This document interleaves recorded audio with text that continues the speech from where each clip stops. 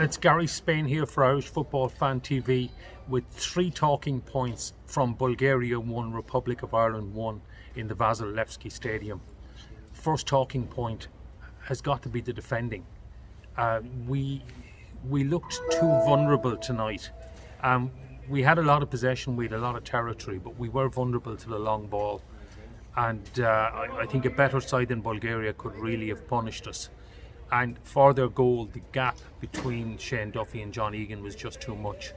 And the other thing is Shane Duffy does not look comfortable on the ball. I mean, John Egan brought the ball out from the back very well, but Shane doesn't look as comfortable. But I think we can get around that. But to solve the defending, do we need to go 3 at the back? I think I know Stephen doesn't normally like to play that way, but I think it's something we need to look at. It would make us a lot more solid, and it would also find a way to get our captain Seamus Coleman into the team. So what are your thoughts? Is our defending good enough? How do we get around it?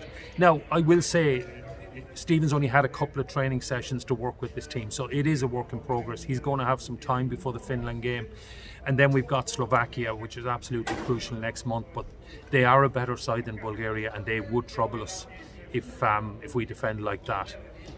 Second one, the lack of a cutting edge, and that's a concern.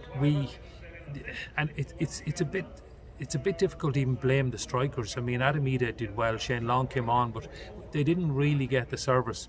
Aaron Connolly was a threat, but we didn't really look like scoring. And even the goal, when it came at the end, it was from a set piece, tried and trusted Robbie Brady cross, Shane Duffy header.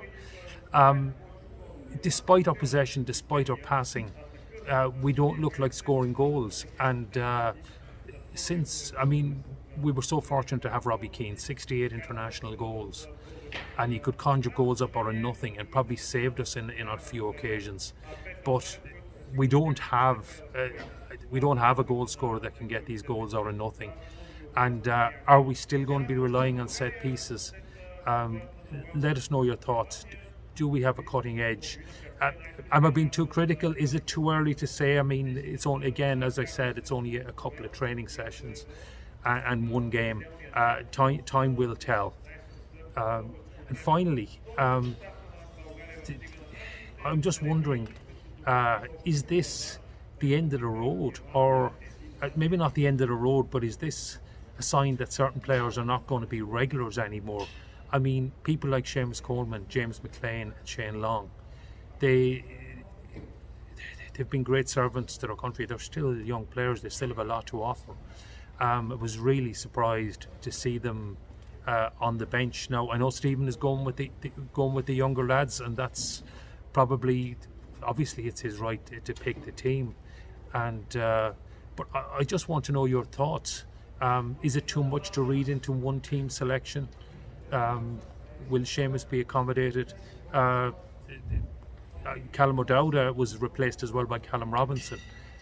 So there was no James McLean coming off the bench. Shane Long did come on for 15 minutes to go, but he didn't really make an impact.